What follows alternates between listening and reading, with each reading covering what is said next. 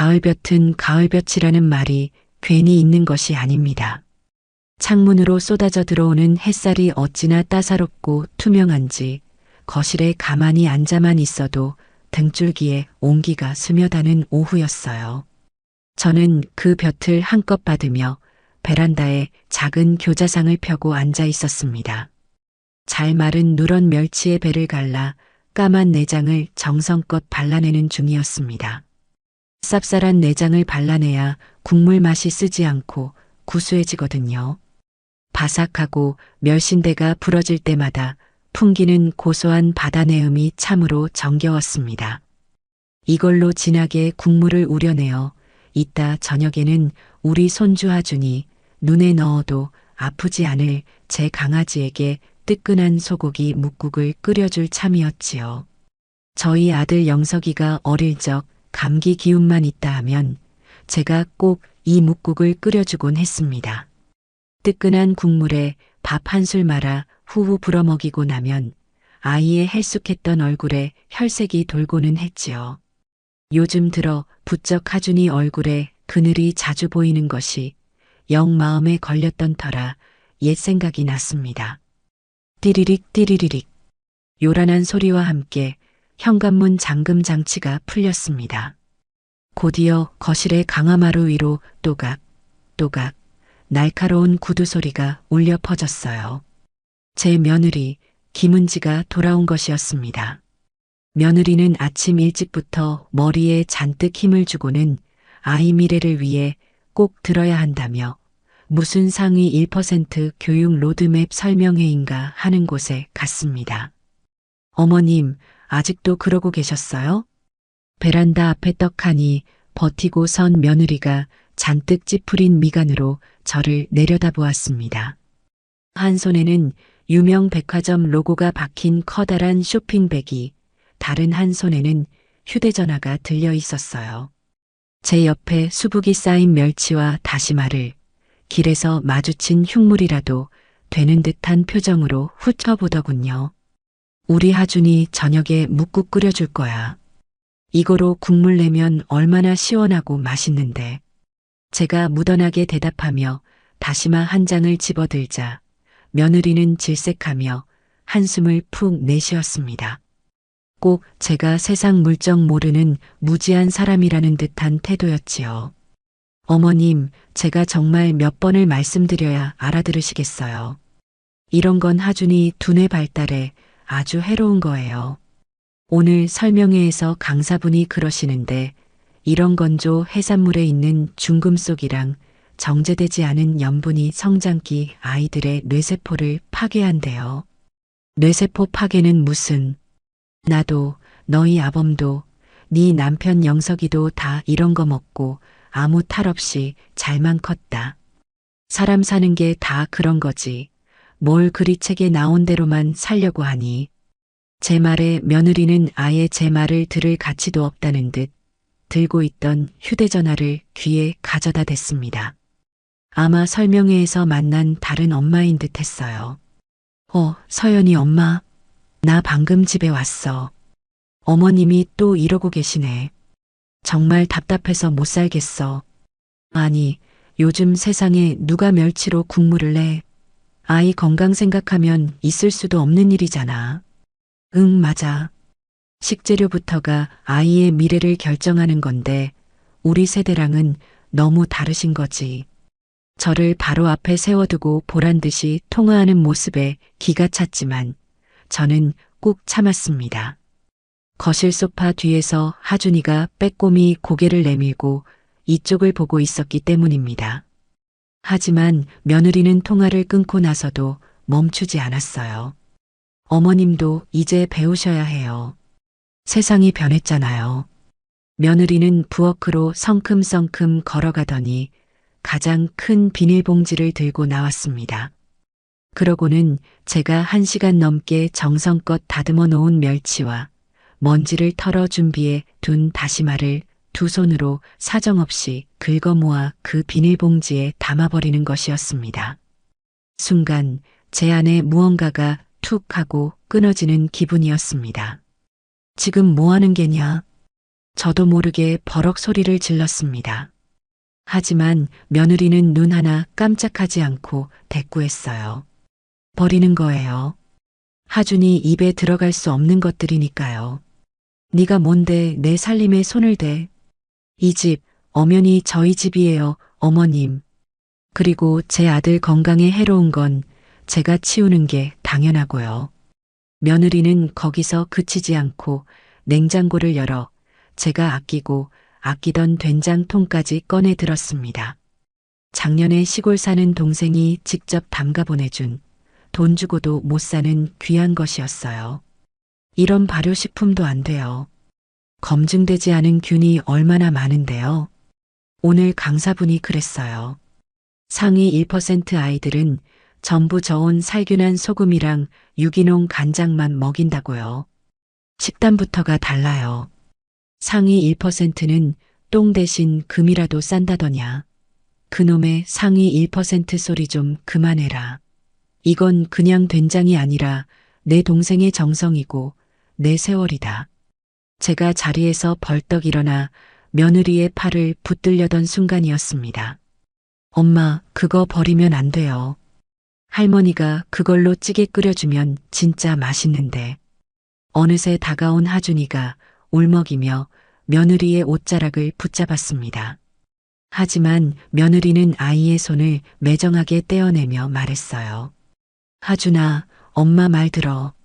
이런 거 먹으면 하준이 똑똑한 머리 나빠지는 거야.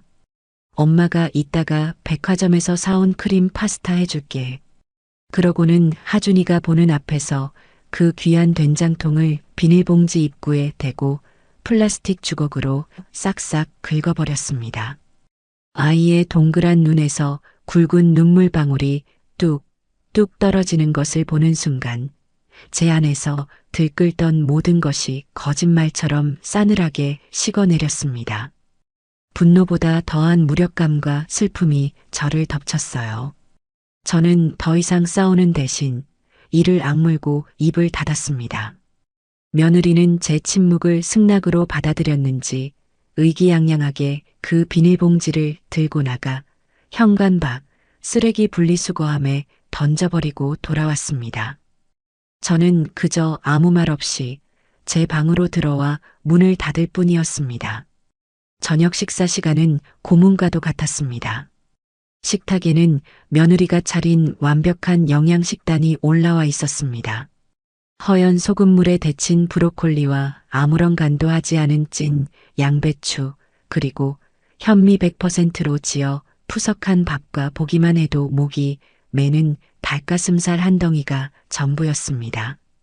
고아준, 포크와 나이프로 닭가슴살을 썰던 며느리가 아들을 날카롭게 불렀습니다.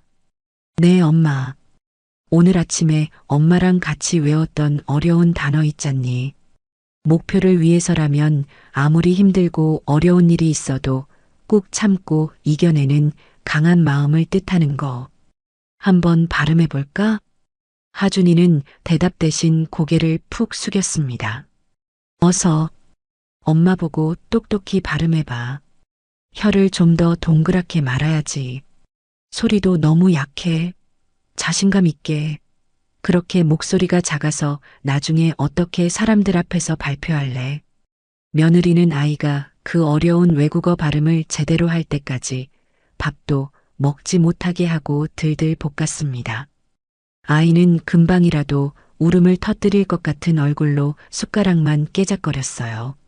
저 멀건 풀떼기를 무슨 맛으로 먹을 것이며 저렇게 윽박지르는 어미 밑에서 밥이 목구멍으로 넘어가기나 할까요? 애한테 밥을 먹이려는 게냐, 시험을 보려는 게냐? 그만 좀 해라. 제가 낮은 목소리로 말했지만 며느리는 콧방귀를 뀌었습니다. 어머님은 빠져주세요. 다 하준이를 위한 교육의 일환이에요.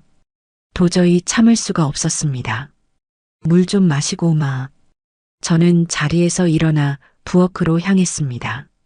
그리고는 찬장 가장 깊숙한 곳, 며느리의 눈에 띄지 않는 곳에 몰래 숨겨두었던 작은 냄비를 꺼내 들었습니다. 아까 며느리가 부엌을 헤집기 전에 기적처럼 한 줌 빼돌려 끓여놓은 소고기 묵국이었습니다. 저는 작은 국그릇에 뜨끈한 국을 넉넉히 담아 하준이의 자리에 조심스럽게 놓아주었습니다. 하준아, 이거 한술 떠봐. 할미가 우리 강아지 주려고 아까 몰래 끓여놨지. 따끈한 김과 함께 구수하고 달큼한 냄새가 퍼지자 하준이의 얼굴에 거짓말처럼 환한 빛이 돌았습니다.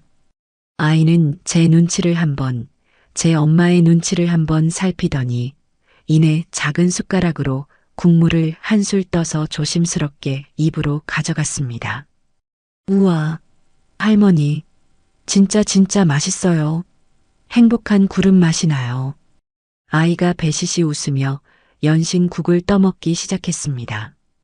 꽁꽁 얼어붙었던 식탁에 아주 잠시 사람 사는 온기가 도는 듯 했습니다. 그 순간을 깨뜨린 것은 며느리가 포크를 접시에 내던지는 날카로운 소음이었습니다. 어머님, 얼음보다도 차가운 목소리가 제 심장에 비수처럼 날아와 꽂혔습니다. 지금 제 교육 방식을 정면으로 무시하고 제 권위에 도전하시는 거예요? 제가 분명히 말씀드렸을 텐데요. 하준이 엄마는 어머님이 아니라 저라고요. 어미면 다냐? 애를 저렇게 잡아대는데 그게 어미 노릇이야? 애를 잡다니요. 전 하준이의 완벽한 미래를 위해서 최선을 다하고 있는 거예요. 어머님처럼 아무런 생각도 계획도 없이 그저 주먹구구식으로 키우고 싶지 않다고요. 그때 소파에 앉아 TV를 보던 아들 영석이가 어색하게 끼어들었습니다. 여보, 그만해. 애 앞에서 보기 안 좋잖아. 당신은 빠져 있어. 며느리가 악을 쓰듯 소리쳤습니다. 이건 당신 어머니와 나 두 사람의 교육관이 부딪히는 문제야. 당신이 항상 이런 식으로 애매하게 중간에서 얼버무리니까 어머님이 계속 선을 넘으시는 거라고. 아들은 그 한마디에 그대로 입을 닫아버렸습니다. 저는 제 아들이 저토록 한심한 사내라는 사실에 다시 한번 절망했습니다. 말이 끝나기 무섭게 며느리가 자리에서 벌떡 일어나 하준이의 국그릇을 낚아챘습니다. 안 돼. 하는 아이의 짧은 비명과 함께 하얀 국그릇은 며느리의 손에 들려 부엌으로 향했습니다. 그리고 잠시 후 싱크대에서 뜨거운 국물과 푹 익은 부드러운 소고기가 모조리 쏟아져 버려지는 소리가 무정하게 울려 퍼졌습니다. 그 순간이었습니다. 제 머릿소리에서 무언가가 툭 하고 끊어져 버리는 소리가 들렸어요. 온몸의 피가 차갑게 식는 기분이었습니다. 저는 천천히 자리에서 일어났습니다. 분노에 차서 마구잡이로 행동한 것이 아니었어요. 지극히 또렷하고 냉정한 정신으로 제 앞에 놓인 원목 식탁의 묵직한 모서리를 양손으로 단단히 붙들었습니다. 그리고 그대로 상을 들어 엎었습니다. 와장창, 쨍그랑, 요란한 굉음과 함께 유리그릇과 접시들이 바닥으로 떨어져 산산조각 났습니다. 며느리가 자랑하던 유기농 채소와 현미밥, 닭가슴살이 볼품없이 바닥에 나뒹굴었어요. 사람부터 만들어. 내 새끼가 지식만 머리에 든 괴물이 되길 바라냐. 제 평생 처음으로 제 속에서부터 끌어낸 악에 바친 고함이었습니다. 엄마, 은지야, 이게 다 무슨 일이야. 그제야 사태의 심각성을 깨달은 아들 영석이가 소파에서 뛰쳐나왔습니다. 바닥에 아수라장을 본 아들의 얼굴이 하얗게 질렸어요. 며느리는 깨진 유리 조각 옆에 못 박힌 듯 서서 잠시 충격받은 표정을 짓더니 이내 저를 경멸이 가득한 눈으로 쏘아보았습니다. 봤어. 당신 어머니가 한 짓? 이게 정상적인 사람이 할 행동이야? 어머님, 제정신이세요? 며느리의 싸늘한 말에 아들은 어쩔 줄 몰라 하며 제게 다가왔습니다. 엄마, 아무리 화가 나도 어떻게 밥상을 엎어? 일단 앉아서 얘기 좀 해. 응? 하준이도 보고 있잖아. 아들의 말에 고개를 돌리자 식탁 기둥 뒤에 숨어 벌벌 떨고 있는 하준이가 보였습니다. 하지만 저는 더 이상 그 집의 그 누구와도 대화하고 싶지 않았습니다. 특히 제 아들이라는 저 무능하고 나약하기 짝이 없는 사내와는 말입니다. 저는 아들을 싸늘하게 한번 쳐다본 뒤 아무 말 없이 몸을 돌렸습니다. 그리고 제 방문을 열고 들어가 문고리가 부서져라 소리를 내며 그대로 잠가버렸습니다. 문 밖에서 저를 부르는 아들의 다급한 목소리와 당장 나오시지 못해요.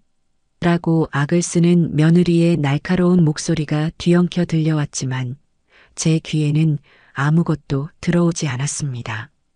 제 인생 72년의 일막이 그렇게 막을 내리고 있었습니다.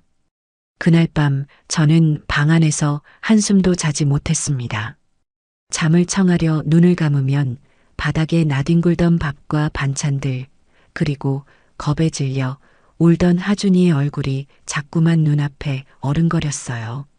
70평생을 넘게 살면서 단 한 번도 누군가의 밥상을 엎어본 적이 없었습니다. 그만큼 제 안에서도 무언가가 단단히 부서져 내렸다는 뜻이겠지요. 새벽녘이 되어서야 저는 비로소 결심을 굳혔습니다. 더 이상 그림자처럼 죽은 듯이 살지는 않으리라. 아침이 밝았지만 집안은 밤보다 더 깊은 침묵에 잠겨 있었습니다. 보통 때 같으면 며느리가 커피 내리는 고소한 냄새와 토스터 굽는 소리가 진동을 했을 시간이건만 그 어떤 인기척도 느껴지지 않았어요. 저는 제 방문을 열고 거실로 나섰습니다. 아들과 며느리는 소파에 나란히 앉아 저를 발견하고는 약속이라도 한 듯 입을 꾹 다물었습니다. 두 사람의 얼굴에는 밤새 저를 향해 쌓아 올렸을 원망과 분노가 빽빽하게 들어차 있었습니다. 저는 그들을 애써 무시하고 베란다로 향했어요. 제 유일한 벗인 작은 난초 화분에 물을 주기 위해서였습니다. 제가 물뿌리개를 들고 난초 잎에 먼지를 닦아내고 있자 등 뒤에서 아들 녀석의 목소리가 들려왔습니다. 엄마, 왜? 어제는 엄마가 너무 심했어. 은지랑 하준이한테도 사과해야지. 사과. 그 말이 어찌나 가식적으로 들리던지요. 저는 천천히 몸을 돌려 아들을 마주 보았습니다. 아들의 등 뒤편 식탁 의자에 앉아 팔짱을 낀 채 저를 쏘아보는 며느리의 차가운 시선이 느껴졌습니다. 사과라. 그래 해야지. 하고 말고. 제 순순한 대답에 아들의 얼굴이 조금은 누그러지는 듯 했습니다. 하지만 제 말은 아직 끝나지 않았어요. 그런데 영서가, 어미가 밥상을 엎을 때까지 네 놈은 대체 어디서 뭘 하고 있었더냐? 네 아내가 내 살림을 내다버릴 때는 뭘 했고 네 아들이 어미 등살에 밥도 제대로 못 넘기고 있을 땐 뭘 하고 있었느냔 말이다. 엄마, 그건. 아들은 말문이 막힌 듯 우물쭈물했습니다. 그때 뒤에 있던 며느리가 날카롭게 끼어들었습니다. 어머님, 지금 책임을 회피하시는 거예요? 어젯밤 일은 명백히 어머님이 잘못하신 거예요. 그릇 깨진 건 둘째 치고 하준이가 받은 정신적인 충격은 어떡하실 건데요? 제가 오늘 아침에 바로 아동심리 상담센터에 예약했어요. 그 비용 어머님이 책임지셔야겠어요. 며느리는 마치 변호사처럼 냉정하고 계산적인 말투로 저를 몰아세웠습니다. 깨진 그릇값에 잊지도 않은 아이의 정신적 충격에 대한 상담 비용까지 저를 아주 파렴치한 죄인으로 만들 작정이었습니다. 그래, 좋다. 저는 물뿌리개를 내려놓고 소파로 걸어가 두 사람 앞에 섰습니다. 니들 말대로 하마. 깨진 그릇값 다 물어주고 그 상담 비용인지 뭔지도 내가 다 대주마. 대신 나도 조건이 있다. 조건이요? 며느리가 어이없다는 듯 되물었습니다. 저는 말없이 현관 옆 온갖 잡동사니가 처박혀 있는 작은 창고 방문을 가리켰습니다. 저기, 오늘부터 내가 쓰겠다. 네. 저 창고는 계절 지난 옷이랑 안 쓰는 물건들 넣어두는 곳인데. 그럼 비워라. 오늘부터 거긴 내 공간이다. 내 작업실. 작업실이요? 어머님이 작업실은 뭐 하시게요? 며느리의 비웃음 섞인 목소리에도 저는 아랑곳하지 않고 말을 이었습니다. 그리고 하나 더. 나는 오늘부터 이 집의 어떤 가사 노동에도 참여하지 않겠다. 니들 밥, 니들 빨래, 이제껏 내가 당연하게 해주던 모든 것들, 이제 너희가 알아서 해라. 제 선언에 아들과 며느리의 표정이 굳어지는 것을 보니 그제야 제 속이 조금은 후련해지는 듯 했습니다. 마지막으로 나도 이 집에서 사람답게 살고 싶으니 계약서를 쓰자. 내 방과 저 창고를 쓰는 월세를 낼 테니 너희는 내 사생활에 일절 간섭하지 않는다는 계약서 말이다. 그 말에 며느리가 결국 참지 못하고 웃음을 터뜨렸습니다. 어머님, 지금 드라마 찍으세요? 월세요? 어머님이 돈이 어디 있으셔서 저희한테 월세를 내세요. 저희가 매달 드리는 용돈으로 생활하시면서 그건 내 사정이니 신경 쓸 것 없고 할 테냐 안 할 테냐. 저는 두 사람에게 선택을 강요했습니다. 제 단호한 태도에 두 사람은 잠시 자기들끼리 눈빛을 교환하더니 이내 며느리가 어깨를 으쓱하며 말했습니다. 좋아요. 그렇게 하시죠 뭐. 어차피 저희도 어머님 잔소리 없이 저희끼리 사는 게 훨씬 편하니까요. 대신 말씀드렸던 상담 비용이랑 그릇값은 꼭 주셔야 해요. 마치 제가 곧 돈이 없어 두 손 두 발 다 들고 항복할 것이라 확신하는 듯한 얼굴이었습니다. 그렇게 우리의 우스꽝스러운 협상은 끝이 났습니다. 아들과 며느리가 각자 출근 준비를 하러 방으로 들어가자마자 저는 곧장 창고로 향했습니다. 끼익하고 녹슨 소리를 내며 열린 창고 문 안쪽은 제 예상보다 훨씬 더 어둡고 눅눅했습니다. 한쪽 구석에는 영석이가 어릴 적 가지고 놀던 낡은 로봇 장난감과 빛바랜 앨범들이 먼지를 뒤집어 쓴 채 쌓여 있었고 다른 한쪽에는 며느리의 명품 가방 상자와 계절 지난 옷들이 가득 담긴 리빙 박스가 산처럼 쌓여 공간의 대부분을 차지하고 있었어요. 이곳은 마치 이 집에서 잊히고 방치된 저의 처지를 그대로 보여주는 것만 같았습니다. 저는 팔을 걷어붙이고 일을 시작했습니다. 가장 먼저 며느리의 물건들이 담긴 리빙 박스들을 하나씩 거실로 끌어냈습니다. 꽤나 무게가 나가는 것들이라 몇 개만 옮겨도 숨이 턱까지 차오르고 허리가 뻐근해져 왔어요. 어머님, 뭐 하세요? 외출복으로 갈아입고 나온 며느리가 거실에 산더미처럼 쌓인 자기 물건들을 보며 기겁했습니다. 네 물건 네가 치워야지. 난 내 공간을 써야겠다.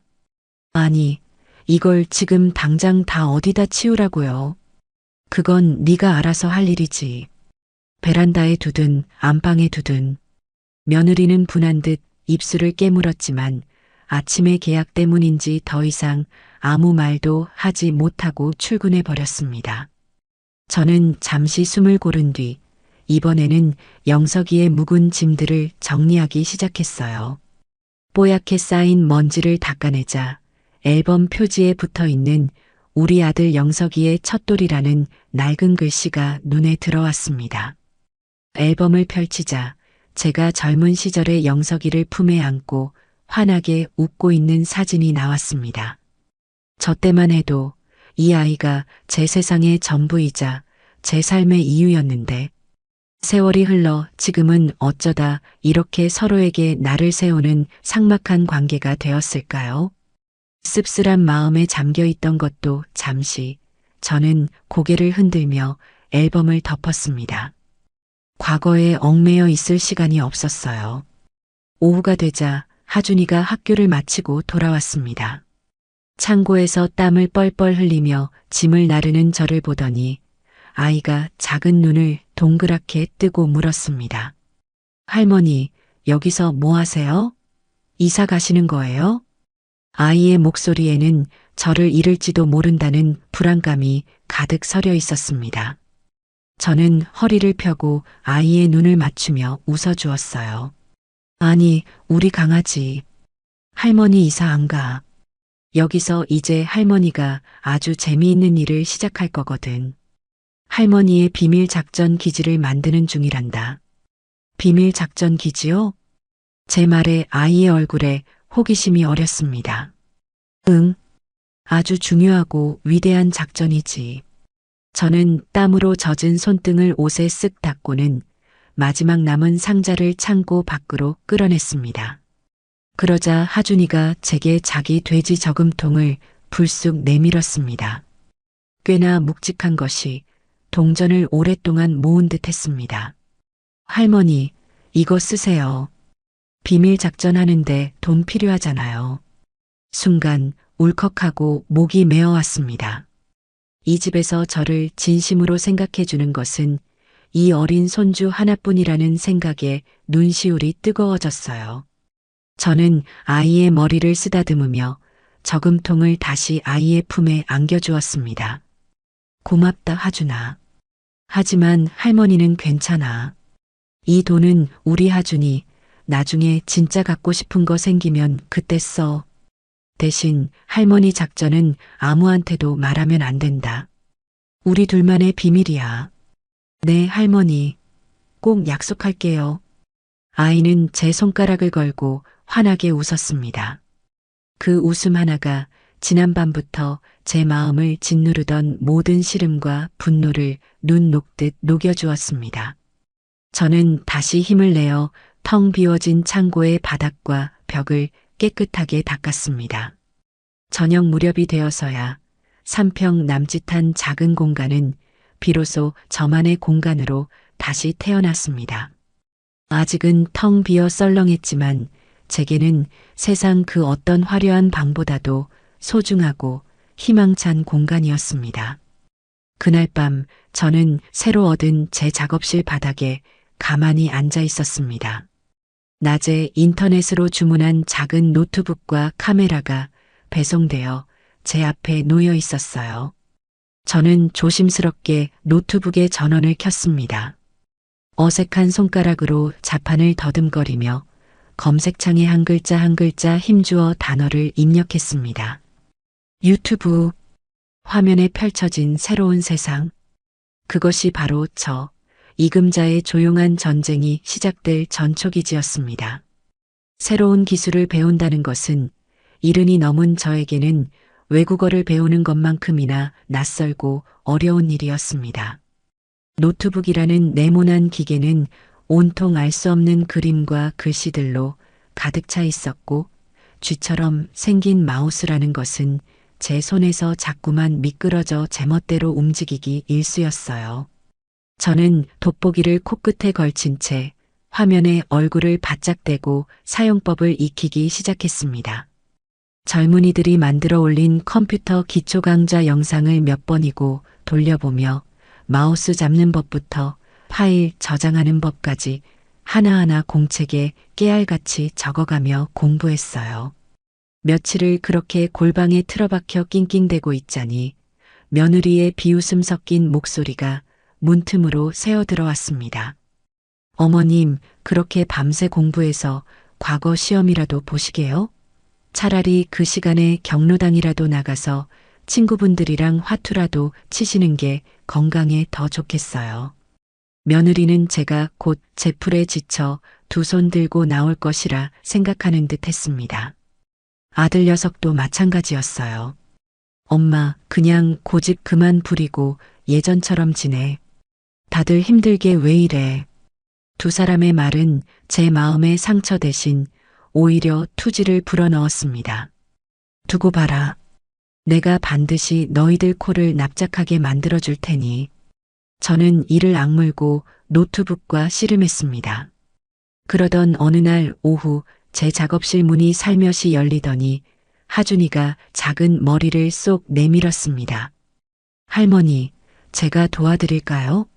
아이는 제 공책에 적힌 삐뚤빼뚤한 글씨와 화면에 떠 있는 강좌 영상을 번갈아 보더니 이내 제 옆에 쪼그리고 앉아 고사리 같은 손으로 마우스를 잡았습니다.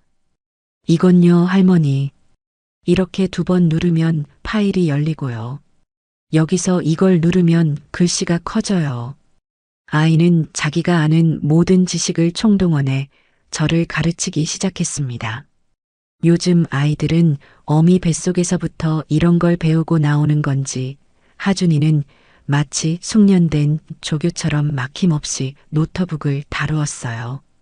손주의 도움 덕분에 저의 비밀 작전은 예상보다 훨씬 더 빠르게 진행될 수 있었습니다. 저는 마침내 영상 편집 프로그램이라는 것을 설치하고 간단하게나마 영상을 자르고 붙이는 법을 익혔습니다. 모든 준비가 끝난 주말 오후 저는 제 작업실에 작은 상을 펴고 그 위에 하얀 광목천을 깔았습니다. 그리고 며느리의 눈을 피해 장을 봐 온 소고기와 큼직한 물을 꺼내 놓았어요. 드디어 제 인생 첫 번째 영상을 찍는 날이었습니다. 자, 할머니. 제가 시작 버튼 눌러드릴게요. 파이팅! 문틈으로 저를 응원하는 하준이의 작은 속삭임을 뒤로하고 저는 카메라 렌즈 앞에 섰습니다.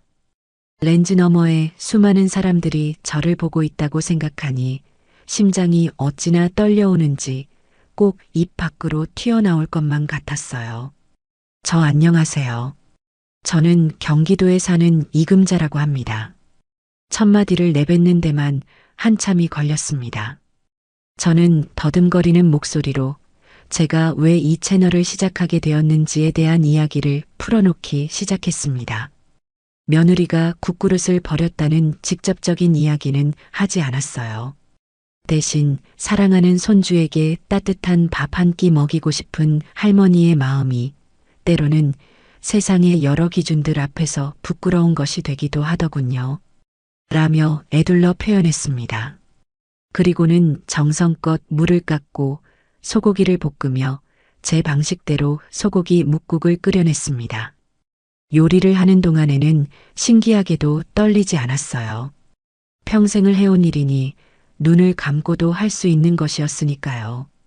자, 이렇게 푹 끓여내면 세상에서 가장 맛있는 소고기 묵국이 완성됩니다. 이 국 한 그릇은 단순한 음식이 아닙니다. 아이를 생각하는 할미의 마음이고 온 가족이 둘러앉아 온기를 나누던 우리의 이야기입니다. 촬영을 마치고 나니 온몸에 진이 다 빠지는 듯 했습니다. 하준이의 도움을 받아 영상을 편집하고 금자 할매의 밥상이라는 이름으로 채널에 첫 영상을 올렸을 때는 이미 창밖이 어둑어둑해진 후였습니다. 영상의 제목은 하준이가 정해주었어요. 며느리가 버린 소고기 묵국, 그 진짜 이야기라고요.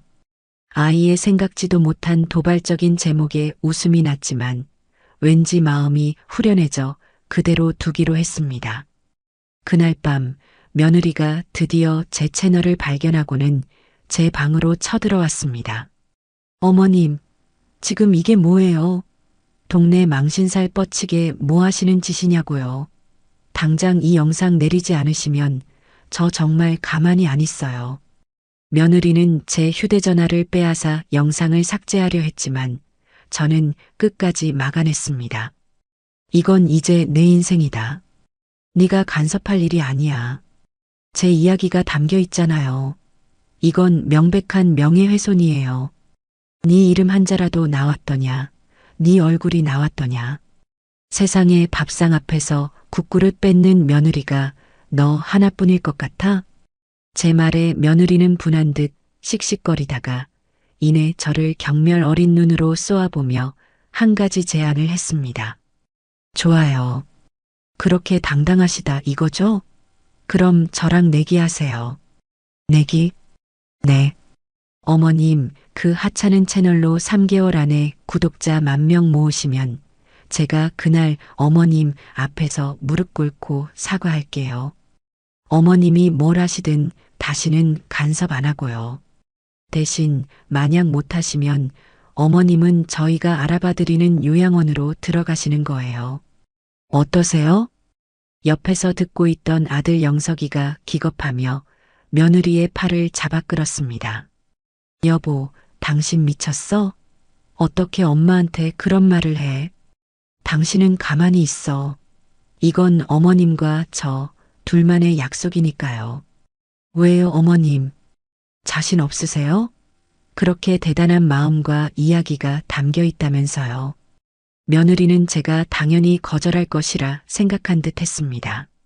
하지만 저는 그 도발을 피하지 않기로 마음먹었습니다. 좋다. 그러자. 무릎 꿇겠다는 약속 잊지 마라. 제 대답에 며느리와 아들 모두의 얼굴이 하얗게 질렸습니다. 그날 이후 며느리는 매일같이 제 채널의 구독자 수를 확인하며 저를 비웃었습니다. 일주일이 지나도록 구독자는 고작 100명을 넘지 못했고 조회수도 미미했습니다. 좋아요보다 싫어요의 숫자가 더 많았고 간간히 달리는 댓글은 대부분 제 서툰 말투를 조롱하는 내용이었어요. 저 역시 조금씩 지쳐가고 있었습니다. 역시 내가 너무 무모한 짓을 벌인 걸까? 그렇게 모든 것을 포기하고 싶어지던 어느 날 아침이었습니다. 잠에서 깨어 무심코 확인한 휴대전화가 마치 고장이라도 난 것처럼 시끄럽게 울리고 있었어요. 수백 개가 넘는 알림이 화면을 가득 채우고 있었습니다. 어리둥절한 채로 유튜브 앱을 켜본 저는 제 눈을 의심했습니다. 하룻밤 사이에 구독자가 5,000명을 넘어서 있었고 제 영상에는 수천 개의 댓글이 달려 있었습니다. 이게 대체 무슨 일이지? 저는 떨리는 손으로 댓글들을 읽어 내려가기 시작했습니다. 알고리즘이 날 여기로 이끌었다. 할머니, 영상 보는 내내 돌아가신 저희 할머니 생각에 눈물이 났어요. 제목 보고 어그로인 줄 알고 들어왔다가 할머니의 진심에 마음이 뜨거워져서 구독 누르고 갑니다. 우리 아들한테도 저런 따뜻한 국 한 그릇 끓여줘야겠네요. 감사합니다, 할머니. 알고 보니 구독자가 수십만 명에 달하는 유명 막 칼럼니스트가 간밤에 자신의 SNS에 진정성이라는 것이 폭발한다. 최근 본 가장 완벽한 음식 콘텐츠. 이 시대 모든 엄마와 딸들이 봐야 할 영상이라는 극찬과 함께 제 영상을 공유했던 것이었습니다. 그 글 하나가 기적을 만들어낸 것이지요. 저는 밀려드는 감정에 북받쳐 오르는 눈물을 참을 수가 없었습니다. 제 진심이, 제 이야기가 세상에 닿았다는 사실에 가슴이 벅차올랐어요. 그 순간 작업실 문이 살짝 열리더니 하준이가 엄지손가락을 치켜 세우며 저에게 환하게 웃어 보였습니다. 저의 가장 든든한 지원군이자 비밀 작전의 최고 동료였지요. 저는 그제야 깨달았습니다. 이것은 결코 저 혼자만의 전쟁이 아니라는 것을요. 제 채널이 하루아침에 유명세를 타기 시작하자 가장 불편한 심기를 드러낸 것은 당연하게도 며느리였습니다. 며느리는 아침 식탁에서 보란 듯이 휴대전화 액정을 두드려대며 혀를 찼습니다. 참 세상 말세야. 저런 심파극에 사람들이 열광하다니. 수준하고는. 하지만 저는 더 이상 며느리의 가시돋친 말에 일일이 반응하지 않았습니다. 대신 묵묵히 제 몫의 아침을 먹고는 제 작업실로 향했지요. 이제 저에게는 해야 할 일이 아주 많아졌으니까요. 쏟아지는 댓글에 답글을 달아주고 다음 영상은 무엇을 만들지 구상해야 했습니다. 며느리의 본격적인 위기는 며칠 뒤 그가 그토록 중요하게 생각하던 강남 엄마들 모임에서 시작되었습니다. 며느리는 그 모임의 리더 격인 무슨 대기업 사모님이라는 여자에게 잘 보이기 위해 며칠 전부터 부산을 떨었습니다. 새벽부터 일어나 값비싼 유기농 재료로 저염식 아보카도 샌드위치와 무설탕 케일 주스 같은 것을 잔뜩 만들어 갔지요. 그런데 그날 저녁 집에 돌아온 며느리의 표정은 마치 초상집에라도 다녀온 사람처럼 어둡다 못해 시커맸습니다. 무슨 일이 있었는지는 그날 밤 아들 영석에게 퍼붓는 날카로운 고함을 엿듣고 나서야 알 수 있었어요. 당신 때문이야. 다 당신 어머니 때문이라고. 제 작업실 방문은 얇아서 작정하고 소리를 높이면 부부의 대화가 희미하게나마 들려왔습니다. 또 왜 그래, 은지야. 엄마가 또 뭘 하셔?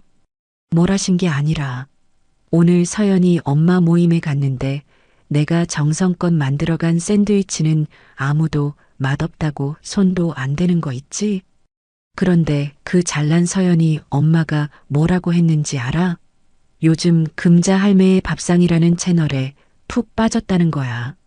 그분 요리에는 요즘 세상에 보기 드문 진정성과 철학이 담겨 있어서 보는 내내 감동받는다나 뭐라나.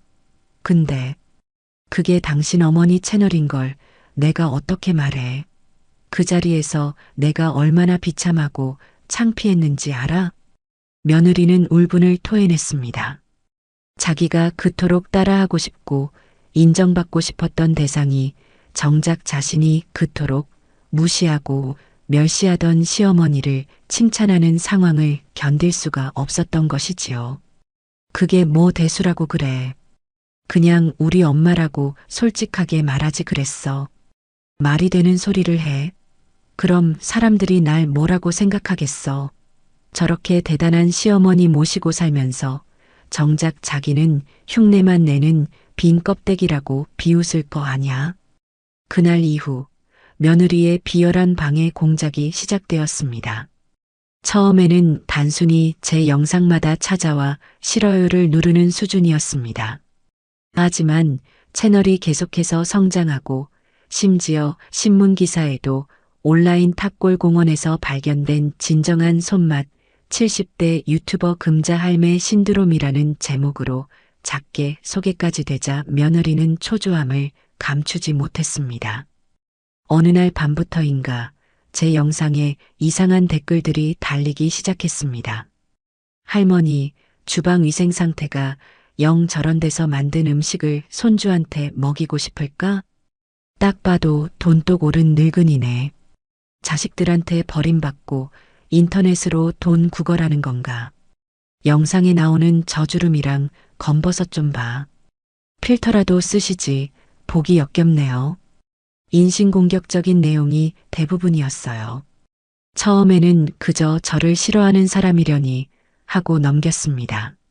하지만 그런 악성 댓글이 여러 개의 다른 아이디로 마치 조직적으로 움직이는 것처럼 집요하게 올라오자 저 역시 마음이 편치 않았습니다. 심지어는 제가 예전에 영석이와 함께 찍었던 낡은 사진을 어디서 구했는지 실물은 이렇다며 조롱하는 게시글까지 커뮤니티에 올리는 것을 보고는 보통 일이 아니라는 것을 직감했습니다. 할머니, 이거 이상해요. 이 사람들 전부 다 똑같은 말투를 써요. 제 옆에서 댓글을 함께 보던 하준이가 고개를 갸웃거리며 말했습니다. 아이의 말에 문득 제 머리를 스치는 생각이 있었습니다. 저는 곧장 아들 영석의 방으로 향했습니다. 마침 며느리는 외출하고 없었고 아들은 소파에서 한가롭게 TV를 보고 있었어요. 영석아, 너 은지 노트북 좀 잠깐 쓸 수 있겠니? 갑자기 은지 노트북은 왜? 당신 거 있잖아. 잠깐 확인할 게 있다. 빨리 좀 가져와 보거라. 아들은 제 섯을 퍼런 기세에 마지못해 며느리의 방에서 하얀 노트북을 들고 나왔습니다. 저는 노트북을 열어 인터넷 접속 기록을 확인했습니다. 아니나 다를까 며느리는 제 채널과 여러 커뮤니티 사이트를 수십 번도 더 드나들었고 익명 아이디를 만드는 방법 같은 것을 검색한 흔적까지 고스란히 남아 있었습니다. 모든 것이 명확해지는 순간이었습니다. 하지만 저는 그 증거를 들이밀며 며느리와 싸우는 대신 다른 방법을 선택하기로 마음먹었습니다. 비열함은 비열함으로 갚아주는 것이 아니라 품격으로 갚아주는 것이 저의 방식이었으니까요. 저는 그날 밤 새로운 영상을 찍었습니다. 요리 영상이 아니었어요. 저는 카메라 앞에 조용히 앉아 저를 향한 악성 댓글들을 직접 소리내어 읽었습니다. 그리고는 제 손을 카메라 앞에 가까이 가져다 댔습니다. 어떤 분이 제 손에 있는 주름과 검버섯이 보기 싫다고 하셨더군요. 맞습니다. 제 손은 곱지도 예쁘지도 않습니다. 하지만 이 손은 제 아들을 업고 키우고 수천 번의 밥을 짓고 가죽에 젖은 옷을 빨아 널었던 손입니다.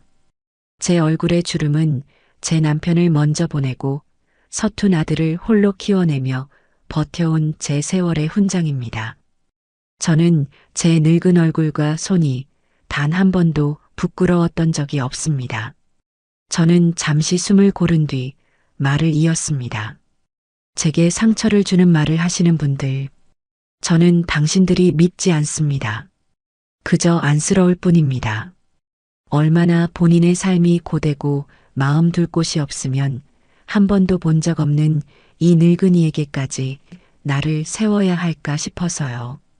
부디 당신들의 마음에도 평안이 깃들기를 바랍니다. 영상이 올라가자 반응은 그야말로 폭발적이었습니다.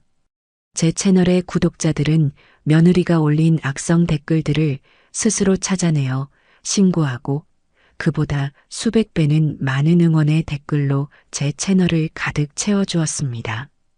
악플에 대처하는 할머니의 품격이라는 제목으로 제 영상은 인터넷 세상 곳곳으로 퍼져나갔고 그 논란은 오히려 제 채널의 인기를 더욱 높여주는 계기가 되었습니다. 며칠 후 제 채널의 구독자 수는 마침내 3만 명을 넘어섰습니다. 며느리와 내기를 했던 10,000명이라는 숫자는 이미 아득한 과거가 되어버렸지요. 그날 밤 며느리는 자신의 방에서 나오지 않았습니다. 저는 며느리의 방문 너머로 무언가를 부수는 듯한 요란한 소리와 함께 희미한 흐느낌 소리를 들었습니다. 며느리의 경고했던 세상이 그렇게 소리내어 무너져 내리고 있었습니다. 며느리의 세상이 무너져 내리던 그 밤 이후로 우리 집에는 짙은 안개 같은 침묵이 내려앉았습니다. 며느리는 제 방에서 거의 나오지 않았고 어쩌다 마주치기라도 하면 죄인처럼 고개를 푹 숙인 채 제 눈을 피하기 바빴어요. 아들 녀석은 그런 아내와 저 사이에서 어쩔 줄을 몰라 하며 마치 그림자처럼 소리 없이 출퇴근을 할 뿐이었습니다. 밥상머리에서는 숟가락 부딪히는 소리만이 유일한 대화였지요. 방관자. 제 아들 고영석은 그렇게 자기 가정이 서서히 침몰해가는 와중에도 그저 지켜보기만 하는 방관자로 전락하고 있었습니다. 그리고 그 대가는 녀석이 가장 중요하게 생각하는 일터에서부터 혹독하게 치러지기 시작했습니다.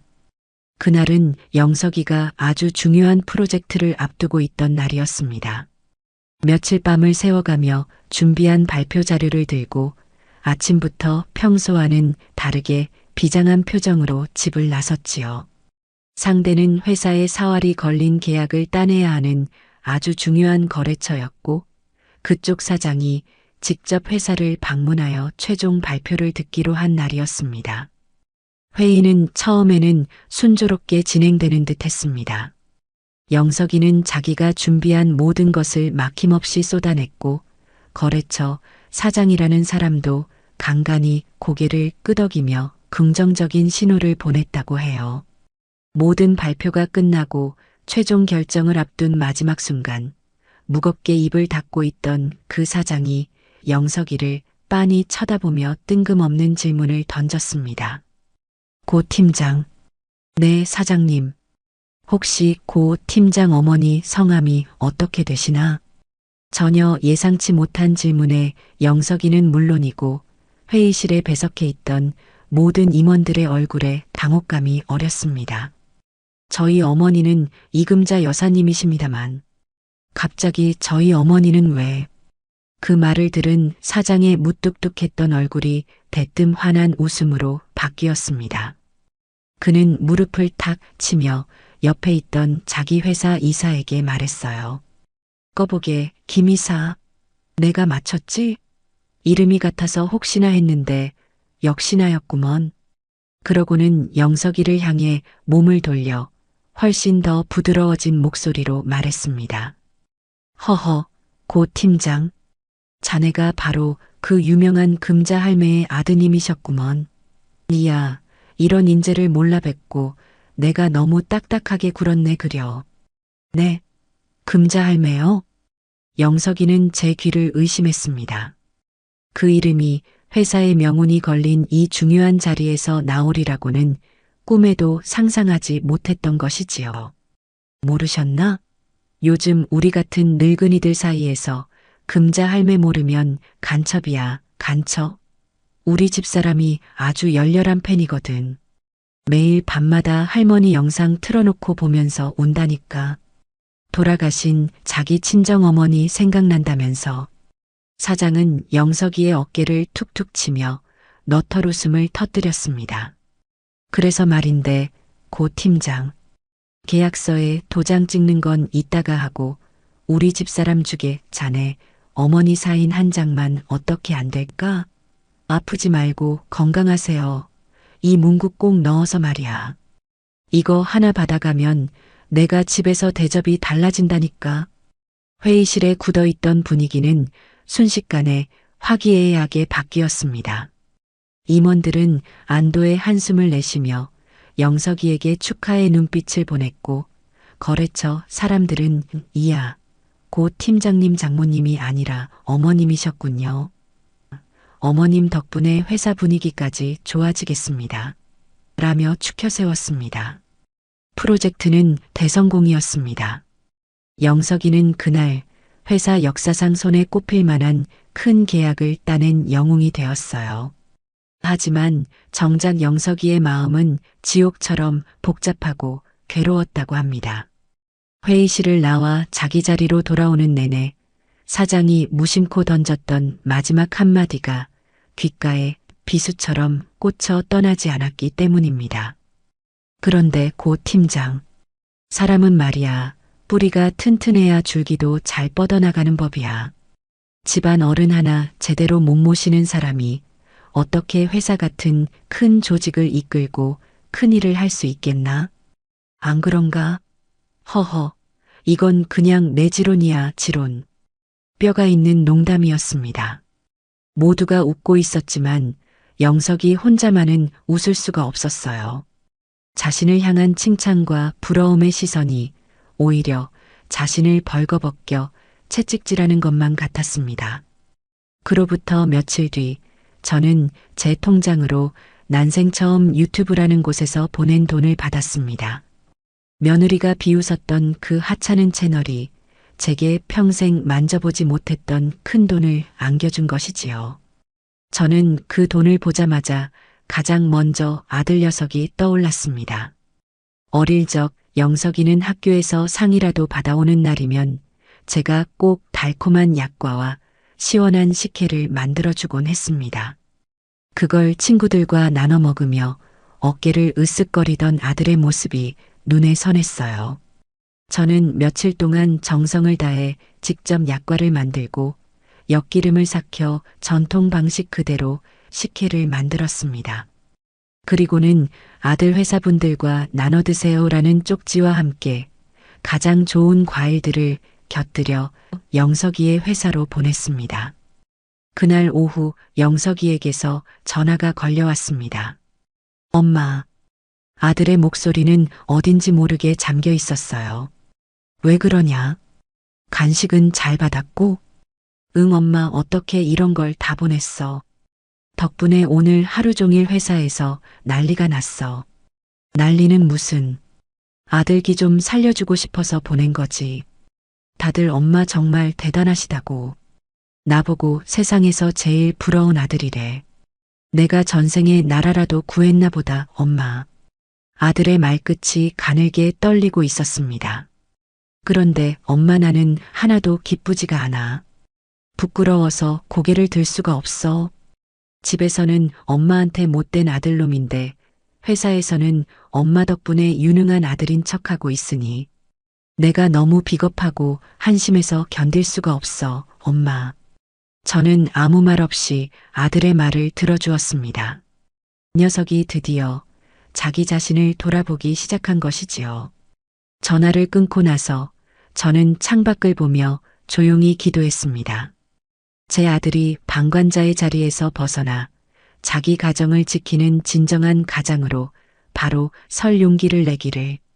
그날 밤 영석이는 평소보다 훨씬 늦은 시간에 만취가 되어 돌아왔습니다. 비틀거리는 몸을 이끌고 현관에 들어서자마자 며느리의 방으로 직행하더군요. 저는 혹시나 하는 마음에 제 방문에 조용히 귀를 기울였습니다. 김은지. 영석이가 아내의 이름을 부르는 목소리는 얼음장처럼 차가웠습니다. 당신 도대체 언제까지 이렇게 살 거야?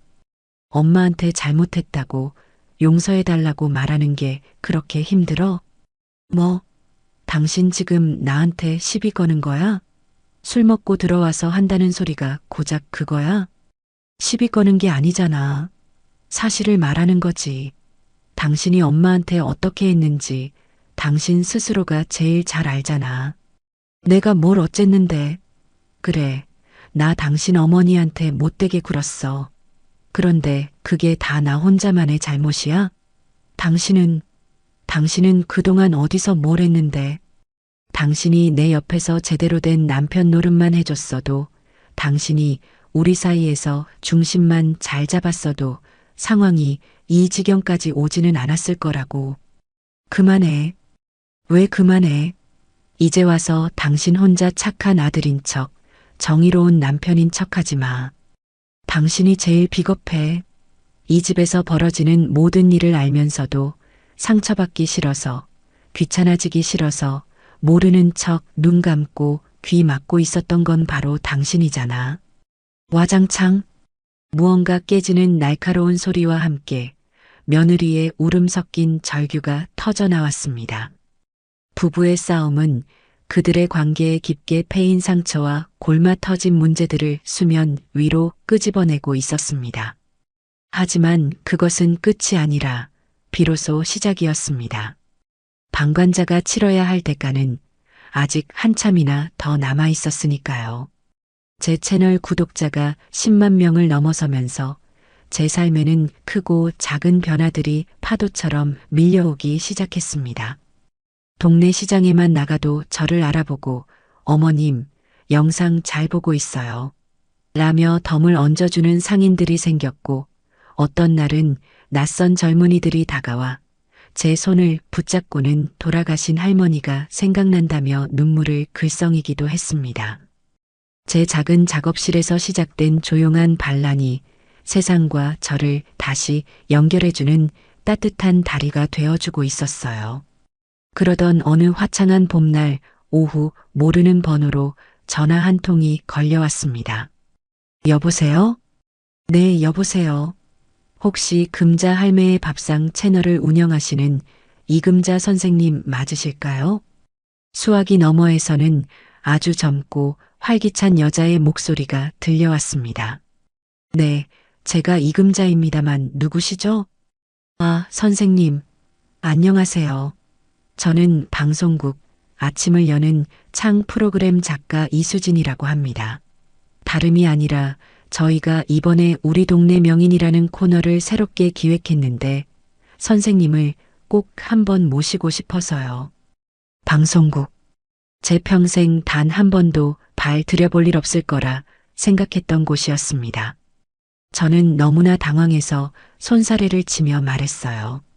아이고, 작가 양반. 사람 잘못 보셨소? 나는 무슨 명의는 무슨. 그냥 집에서 밥이나 해먹는 평범한 늙은이요. 나 같은 사람이 어떻게 그런 귀한 자리에 나갑니까? 아니에요, 선생님. 저희 제작진이 전부 선생님 채널의 열렬한 팬이에요. 선생님의 요리에는 단순한 레시피를 넘어서는 깊은 철학과 이야기가 담겨 있잖아요. 저희는 바로 그 이야기를 시청자분들께 전해드리고 싶어요. 제발 저희 프로그램에 나오셔서 좋은 말씀 좀 나눠주세요. 네. 젊은 작가는 아주 끈질겼습니다. 하지만 저는 완강하게 거절했어요. 제 이야기가 세상에 알려지는 것은 좋았지만 제 얼굴이 텔레비전에 나오는 것은 전혀 다른 문제였습니다. 그것은 곧 아들과 며느리의 얼굴에도 똑같이 멍에를 씌우는 일이 될 테니까요. 정말 미안하지만 그건 안 되겠습니다. 다른 좋은 분을 알아보세요. 저는 그렇게 전화를 끊었습니다. 그런데 제가 통화하는 것을 언제부터 듣고 있었는지 방문 틈으로 하준이가 저를 빤히 쳐다보고 있었습니다. 할머니 방금 전화, 텔레비전 방송국에서 온 거예요? 응. 그런데 할머니가 안 한다고 했다. 왜요? 할머니 텔레비전에 나오면 진짜 멋있을 텐데. 아니야. 할머니는 그냥 이렇게 우리 하준이 맛있는 거나 해주는 할머니가 제일 좋아. 제 말에 하준이의 얼굴에 실망한 기색이 역력했습니다. 아이는 잠시 무언가를 골똘히 생각하더니 제게 다가와 작은 목소리로 말했어요. 할머니, 그럼 딱 한 번만 나가면 안 돼요? 제가요, 학교에서 친구들한테 맨날 자랑했단 말이에요. 우리 할머니는 세상에서 제일 맛있는 밥을 해주는 요리사고 엄청 유명한 사람이라고요. 친구들은 아무도 안 믿는데 할머니가 텔레비전에 한번 나오면 다들 제 말을 믿어줄 거잖아요. 네, 제발요 할머니. 아이의 그렁그렁한 눈망울을 보는 순간 제 마음이 약해졌습니다. 제 손주가 다른 누구도 아닌 바로 저 때문에 친구들 앞에서 거짓말쟁이가 되게 할 수는 없었어요. 저는 결국 하준이의 작은 소원을 들어주기로 마음먹었습니다. 며칠 뒤 저는 약속된 시간에 방송국으로 향했습니다. 방송국 입구에 들어서는 순간부터 저는 완전히 다른 세상에 온 것만 같았습니다. 수많은 카메라와 조명, 분주하게 움직이는 사람들. 모든 것이 낯설고 어지러웠어요. 대기실에서 곱게 한복을 차려입고 앉아 있자니 유명 연예인이라는 사람이 제게 다가와 선생님 팬입니다. 라며 깍듯하게 인사를 건네기도 했습니다. 선생님, 긴장하지 마시고 그냥 평소처럼 편안하게 말씀하시면 돼요. 담당 작가와 PD가 제 옆에서 계속해서 저를 안심시켜 주었지만 막상 촬영이 시작되고 수십 개의 카메라 렌즈가 일제히 저를 향하자 머릿속이 하얗게 비어버리는 듯 했습니다. 자, 오늘 정말 귀한 분을 모셨습니다. 온라인 세상을 뜨겁게 달군 화제의 인물, 금자할매 이금자 선생님입니다. 진행자의 우렁찬 소개와 함께 방청객들의 뜨거운 박수 소리가 쏟아졌습니다. 저는 마이크를 쥔 손에 땀이 흥건해지는 것을 느끼며 간신히 입을 열었습니다. 처음에는 목소리가 염소처럼 떨려 나왔지만 제 요리 이야기 그리고 손주 하준이에 대한 이야기를 시작하자 신기하게도 조금씩 긴장이 풀렸습니다. 분위기가 무르익었을 무렵 진행자가 조심스럽게 본론을 꺼냈습니다. 선생님, 많은 분들이 선생님의 채널을 보면서 진정성을 느낀다고 말합니다. 특히 첫 영상이었던 소고기 묵국 편은 많은 엄마와 딸들에게 큰 울림을 주었는데요. 혹시 그 영상에 담긴 특별한 사연이 있으시다면 조심스럽게 여쭤봐도 될까요? 그것은 아주 민감하고 또 위험한 질문이었습니다. 저는 잠시 숨을 골랐습니다. 이 자리에서 며느리를 흉보는 순간 저는 그저 똑같이 수준 낮은 시어머니가 될 뿐이었습니다. 저는 제 자신과 그리고 저를 믿어주는 사람들을 실망시키고 싶지 않았어요. 특별한 사연이라기보다는 그냥 이 시대의 모든 엄마와 할머니들이 한 번쯤은 겪어봤을 법한 이야기입니다. 저는 며느리와의 직접적인 갈등 대신 우리 사회에 만연한 교육열과 그 속에서 아이들이 겪는 아픔에 대해 이야기하기 시작했습니다. 요즘 세상은 아이들에게 너무 많은 것을 요구하는 것 같아요. 더 똑똑해야 하고, 더 뛰어나야 하고, 남들보다 한 발짝이라도 더 앞서 나가야 한다고요. 그러다 보니 우리는 종종 가장 중요한 것을 잊고 사는 것 같습니다. 바로 밥상머리에서 아이들과 눈을 맞추고 오늘 하루는 어땠는지, 힘든 일은 없었는지 마음을 나누는 시간 말입니다. 제 말에 방청객석에서 조용히 고개를 끄덕이는 사람들이 보였습니다. 자식 키우는 방식은 시대에 따라 다를 수 있습니다. 정답은 없겠지요. 하지만 이것 하나만은 꼭 기억했으면 좋겠습니다. 아이에게 필요한 것은 값비싼 유기농 음식이 아니라 사랑이 담긴 따뜻한 밥 한 끼일 수 있다는 것을요. 존중이 사라진 교육은 아무리 좋은 의도로 포장되어 있다고 해도 아이에게는 그저 아픔일 뿐입니다. 제 진심 어린 말이 전파를 타고 세상으로 퍼져나갔습니다. 방송이 나간 후 파장은 상상 이상으로 거대했습니다. 제 이름 석자는 하루 종일 실시간 검색어 1위에서 내려올 줄을 몰랐고 방송사 홈페이지는 제 발언에 공감한다는 시청자들의 글로 마비가 될 지경이었습니다. 국민 할머니, 사이다, 시어머니 같은 온갖 별명들이 저를 따라다니기 시작했어요. 하지만 빛이 강하면 그림자도 짙어지는 법. 세상의 모든 관심이 제게 쏠리자 사람들은 자연스럽게 제 가족에 대해서도 궁금해하기 시작했습니다. 그리고 얼마 지나지 않아 익명의 누군가가 인터넷 커뮤니티에 금자 할매 아들 부부 신상이라는 제목으로 글을 올리고야 말았습니다.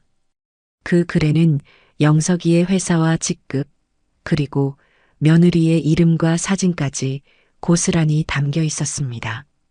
그날 이후 모든 것이 걷잡을 수 없이 흘러갔습니다. 며느리는 국민 악녀로, 아들은 불효자이자 마마보이로 낙인 찍혀 사람들의 조리돌림 대상이 되었습니다. 며느리의 SNS에는 입에 담지 못할 욕설이 가득한 댓글들이 달렸고 회사로까지 항해 전화가 빗발쳐 결국 휴직계를 낼 수밖에 없게 되었어요. 영석이 또한 회사에서 자네, 집안 단속부터 제대로 해야 하는 거 아닌가? 라는 따가운 시선을 받으며 하루하루를 버텨내야 했습니다. 두 사람은 그렇게 사회적으로 완전히 고립되었습니다. 제가 원했던 것은 이런 것이 아니었습니다. 저는 그저 제 목소리를 내고 싶었을 뿐, 제 자식들을 세상의 손가락질 대상으로 만들고 싶었던 것은 아니었어요. 하지만 이미 엎질러진 물이었고 너무나 멀리 와버린 뒤였습니다. 집안의 공기는 납덩이처럼 무겁게 가라앉아 있었습니다. 며느리는 방에서 나오지 않았고 아들은 회사에서 돌아오면 술만 마셨습니다. 그리고 그 모든 어른들의 갈등과 세상의 비난 속에서 가장 연약한 존재였던 하준이가 서서히 병들어가고 있었습니다. 처음에는 그저 아이가 말이 없어지고 웃음을 잃었다고만 생각했습니다. 그런데 어느 날부터인가 하준이가 밥을 먹지 않기 시작했어요.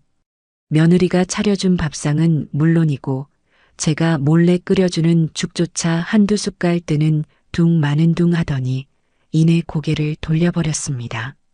하루가 다르게 아이의 얼굴은 창백해졌고 동그랗던 볼살은 온데간데 없이 사라졌어요. 하준아, 왜 그래? 어디 아픈 거야? 응? 제가 애가 타서 물어도 아이는 그저 힘없이 고개를 저을 뿐이었습니다. 며느리는 며느리대로 제 아들이 저렇게 된 것이 모두 자기 탓인 것만 같아 죄책감에 시달리며 아이에게 더 좋은 것을 먹이려 애썼습니다. 값비싼 유기농 주스를 사오고 아이가 좋아하는 캐릭터 모양으로 밥을 만들어 보아도 하준이는 모든 것을 거부했어요. 결국 일이 터지고야 말았습니다. 그날 저녁 억지로 밥을 먹이려는 며느리와 실랑이를 벌이던 하준이가 갑자기 비명을 지르며 그대로 바닥에 쓰러졌습니다. 아이의 얼굴은 식은땀으로 범벅이 되어 있었고 숨소리는 금방이라도 넘어갈 듯 가빴어요. 하준아, 하준아, 정신 차려. 며느리의 절규 섞인 비명에 저와 아들이 뛰쳐나왔습니다. 우리는 정신없이 아이를 들쳐 업고 병원 응급실로 향했습니다. 차가운 병원 복도를 오가며 검사 결과를 기다리는 시간은 마치 영원처럼 길게 느껴졌습니다. 한참의 시간이 흐른 뒤 의사 선생님이 저희를 진료실로 불렀습니다. 의사의 표정은 매우 심각했어요. 보호자분들, 지금 아이의 상태가 매우 좋지 않습니다. 선생님, 우리 하준이 어디가 많이 아픈 건가요? 네. 며느리가 울먹이며 물었습니다. 검사 결과 아이에게 특별한 신체적 질병은 발견되지 않았습니다. 하지만 문제는 아이의 마음이 병든 겁니다. 마음이 병들다니요? 정확한 병명은 시민성 거식증입니다. 극심한 심리적 스트레스로 인해 뇌에서 음식물 섭취를 거부하는 신호를 보내는 병입니다. 이대로 가다간 영양실조로 인해 정말 위험한 상황이 올 수도 있습니다. 의사의 말은 청천벽력과도 같았습니다. 최근에 가정에 무슨 큰일이라도 있었습니까? 아이가 감당하기 힘든 스트레스를 받을 만한 일이요. 그 질문에 저와 아들, 며느리 세 사람 모두 아무런 대답도 하지 못하고 고개를 숙였습니다. 의사는 우리의 침묵을 보며 모든 것을 짐작했다는 듯 한숨을 내쉬며 말을 이었습니다. 지금 아이에게 필요한 건 영양제나 맛있는 음식이 아닙니다. 심리적인 안정, 그리고 자기가 사랑받고 있다는 확신입니다. 아이를 이렇게 만든 환경부터 바꾸지 않으면 그 어떤 치료도 소용이 없습니다. 병원에 입원한 하준이의 상태는 조금도 나아지지 않았습니다. 아이는 링거에만 의존한 채 온종일 침대에 누워 천장만 멍하니 바라보았어요. 며느리는 잠도 자지 않고 아이의 곁을 지키며 엄마가 잘못했어. 하준아 제발 뭐라도 좀 먹어줘. 응? 이라며 애원했지만 하준이는 굳게 입을 닫은 채 미동도 하지 않았습니다. 아이는 가끔씩 잠꼬대처럼 아주 작은 목소리로 제 이름만 중얼거렸습니다. 할머니 보고 싶어? 그 작은 속삭임이 며느리의 마지막 남은 자존심과 희망마저 산산조각 내는 망치가 되었습니다. 모든 것을 잃었다고 생각한 며느리는 병실 구석에 쪼그려 앉아 소리 없이 눈물만 흘렸습니다. 자신이 쌓아 올린 완벽한 세상이 결국 제 아들을 병들게 했다는 끔찍한 진실 앞에서 완전히 무너져 내린 것이지요. 그날 밤 병실을 지키고 있던 아들 영석이가 제게 전화를 걸어왔습니다. 저는 왠지 모를 불안감에 그 시간까지 잠들지 못하고 있었어요. 어머니, 수화기 너머로 들려오는 아들의 목소리는 물에 젖은 솜처럼 무겁고 축축했습니다. 그리고 그 목소리에는 제가 지금껏 단 한 번도 들어보지 못했던 깊은 절망과 후회가 담겨 있었습니다. 영서가 하준이는 좀 어떠냐? 아들은 대답 대신 한참 동안 침묵했습니다. 수화기 너머로 녀석의 거친 숨소리와 함께 끄끄 하고 억지로 울음을 삼키는 소리가 희미하게 들려왔습니다. 어머니, 저희가 다 잘못했어요. 결국 아들의 목에서 터져나온 것은 참아왔던 울음이었습니다. 제가 죄인입니다, 어머니. 제가 못난 아들이고 못난 아비입니다. 어머니, 제발 병원으로 한번 와주세요. 하준이가 어머니만 찾아요. 어머니가 끓여주신 죽이 먹고 싶다고. 제발 오셔서 우리 하준이 좀 살려주세요, 어머니. 70평생 단 한 번도 제 앞에서 눈물을 보인 적 없었던 제 아들이었습니다. 그런 녀석이 어린아이처럼 울며 제게 애원하고 있었습니다. 그 순간 제 마음속에 남아있던 아들과 며느리를 향한 아주 작은 원망의 찌꺼기마저 눈 녹듯 사라져 내렸습니다. 지금은 그 무엇도 따질 때가 아니었습니다. 제 손주가, 제 강아지가 저를 기다리고 있었습니다. 알았다. 지금 바로 가마. 저는 전화를 끊자마자 옷을 챙겨 입고 밤에 찬 공기를 가르며 병원으로 향했습니다. 밤의 공기는 칼날처럼 차가웠지만 제 마음은 그보다 더 시리고 아팠습니다. 택시 창밖으로 스쳐 지나가는 도시의 불빛들이 마치 저를 비웃는 것처럼 아득하게만 느껴졌어요. 운전기사는 백미러로 제 굳은 얼굴을 몇 번 힐끔거리더니 이내 라디오 볼륨을 줄였습니다. 그 작은 배려에 울컥하고 눈물이 솟구칠 뻔했지만 저는 이를 악물고 참았습니다. 지금은 울 때가 아니었어요. 제 손주, 제 가여운 강아지가 저를 기다리고 있었습니다. 병원 특유의 소독약 냄새가 코를 찌르는 복도를 걸어갈 때 제 발걸음 소리는 유난히 크고 무겁게 울렸습니다. 저 복도 끝 하준이가 누워있을 병실 문이 세상 그 어떤 문보다도 멀게 느껴졌어요. 마침내 702호 하준이의 이름이 적힌 병실 문 앞에 섰을 때 저는 잠시 숨을 골라야만 했습니다. 문고리를 잡은 손이 미세하게 떨려왔습니다. 끽 소리를 내며 문이 열리자 병실 안의 모든 풍경이 제 눈 속으로 한꺼번에 쏟아져 들어왔습니다. 창백한 얼굴로 침대에 누워 링거를 꽂고 있는 하준이, 그 옆에서 금방이라도 쓰러질 것처럼 위태롭게 서 있는 아들 영석이, 그리고 침대 발치, 작은 의자에 웅크리고 앉아 넋나간 사람처럼 허공을 응시하고 있는 며느리 은지. 그 짧은 순간 우리 가족이 얼마나 철저하게 망가져 버렸는지가 아프게 와 닿았습니다. 제가 들어선 것을 가장 먼저 알아챈 것은 며느리였습니다. 며느리는 저와 눈이 마주치자 화들짝 놀라며 자리에서 일어섰지만 이내 고개를 푹 숙여버렸습니다. 그 얼굴에는 더 이상 저를 향한 분노나 원망이 없었어요. 그저 깊이를 알 수 없는 죄책감과 자괴감만이 검은 그림자처럼 드리워져 있었습니다.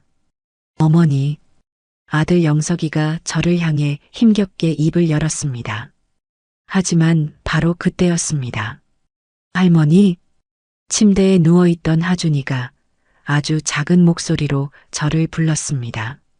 아이는 힘겹게 상체를 일으키려 애쓰며 저를 향해 앙상한 팔을 뻗었습니다. 그 순간 제 세상은 온통 하준이 하나로 가득 찼습니다. 아들도 며느리도 그들을 둘러싼 이 모든 비극도 제 눈에는 보이지 않았어요. 오직 제 손주, 제 강아지의 애처로운 눈빛만이 보일 뿐이었습니다. 저는 성큼성큼 침대로 다가가 아이의 작고 연약한 몸을 와락 끌어안았습니다. 할머니가 왔어. 우리 강아지. 할머니 보고 싶었어요. 너무너무 보고 싶었어요. 제 품에 안긴 하준이가 그제야 목을 놓아 울음을 터뜨렸습니다. 아이의 뜨거운 눈물이 제 어깨를 적시는 동안 저는 아무 말 없이 그저 아이의 등을 쓸어주기만 했습니다. 한참을 그렇게 울던 아이가 잦아드는 숨소리로 말했습니다. 할머니 배고파요. 할머니가 끓여준 소고기 죽 먹고 싶어요. 그 한마디에 저는 아이를 안고 있던 팔에 더욱 힘을 주었습니다. 그래, 우리 강아지 배고팠구나. 할미가 지금 당장 세상에서 제일 맛있는 죽 끓여줄게.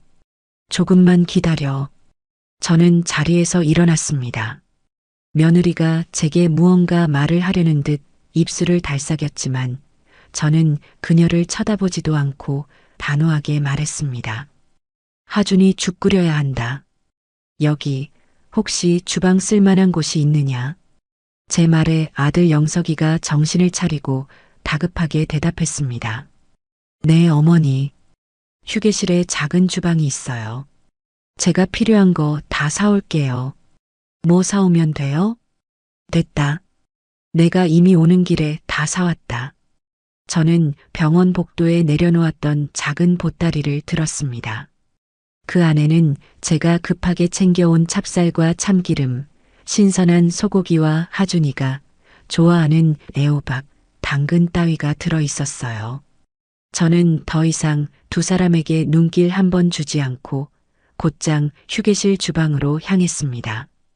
작은 개수대 앞에서 찹쌀을 씻는 내내 제 손은 조금도 떨리지 않았습니다.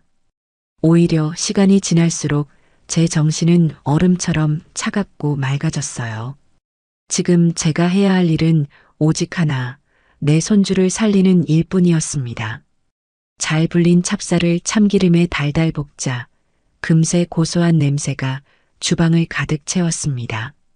곱게 다진 소고기와 잘게 썬 채소를 함께 볶고 물을 부어 뭉근하게 끓이기 시작했습니다. 나무 주걱으로 냄비 바닥을 천천히 저으며 저는 문득 오래전 영석이가 아팠던 날을 떠올렸습니다. 열이 펄펄 끓는 어린 아들을 업고 밤새 병원을 헤매던 젊은 날의 저. 그때도 저는 이렇게 아들이 먹을 죽을 끓이며 밤을 새웠습니다.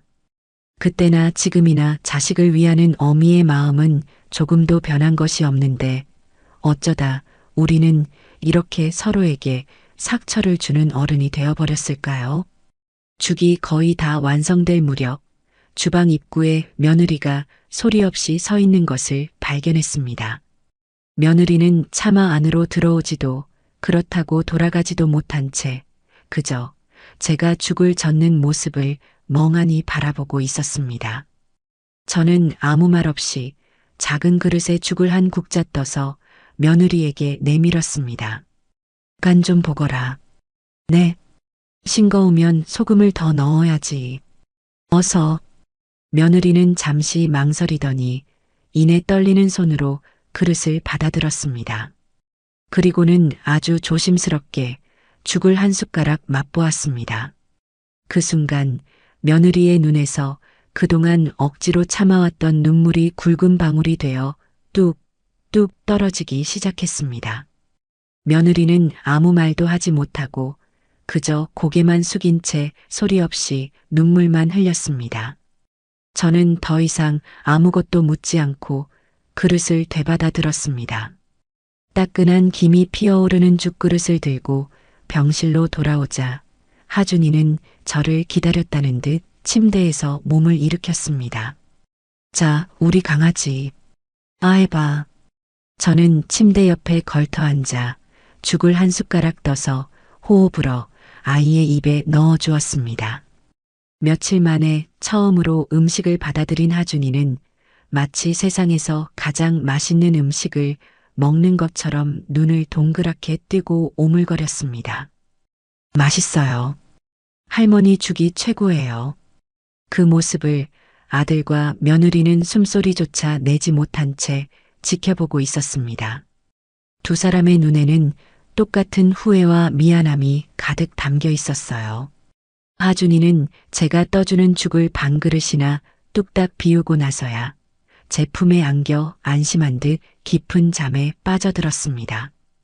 그날 밤 저는 하준이의 곁을 떠나지 않았습니다.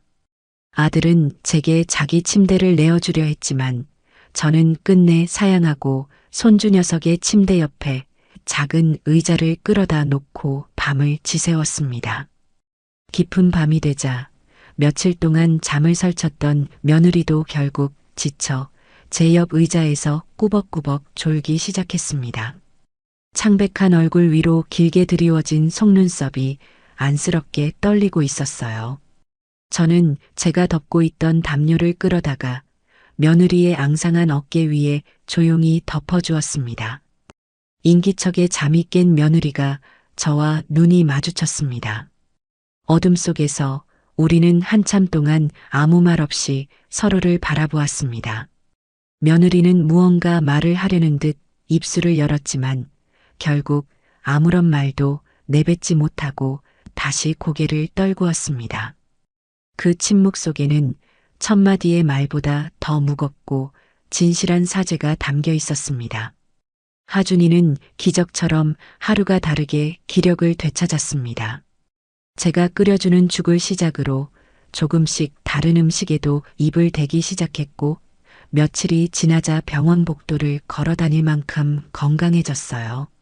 아이의 얼굴에 다시 장밋빛 혈색이 돌고 예전처럼 제잘거리며 웃기 시작하자 병실을 짓누르던 무거운 공기도 서서히 거쳐나갔습니다. 일주일 뒤 하준이는 마침내 퇴원 허락을 받았습니다. 집으로 돌아오는 차 안은 올 때와 마찬가지로 어색한 침묵이 흘렀습니다.